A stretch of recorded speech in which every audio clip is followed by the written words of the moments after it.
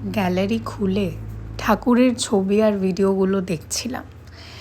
1 মাস বাদে পুজো, কিন্তু চারদিকে যা চলছে, যা ঘটছে তার কোনো হিসেবই যেন নেই। ভক্তদের মনে কতটা আনন্দ হয় যখন মায়ের আসার সময় হয়। সে জায়গায় আজকে দেখছিলাম কেউ একজন বলছে, ভগবান আদৌ কি আছেন? পাথরের মূর্তিই হবে, নয়তো ভক্তদের এত দুঃখ কষ্ট উনি সইতে পারতেন? সেটা দেখে মনে মনে ভাবছিলাম কতটা কষ্ট, কতটা দুঃখ বুকে চেপে কেউ এই কথাটা বলতে পারে, আর কতটা দুঃখ বুকে চেপে এই কথাটা বলতে হয় তার কিছুটা আন্দাজ আমারও রয়েছে।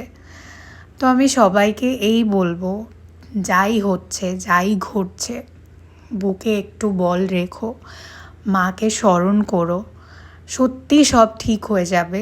হ্যাঁ, অবশ্যই যার যায় সেই বোঝে। কিছু বোঝানোর মতো, কিছু বলার মতো সত্যি আমার কাছে আজ কোনো ভাষা বা কোনো শব্দ নেই। যাই ঘটছে, যাই চলছে, ব্যাস একটা যুদ্ধ ভেবে সামনের দিকে এগিয়ে যাওয়ার, একটু ভালো থাকার চেষ্টা করো।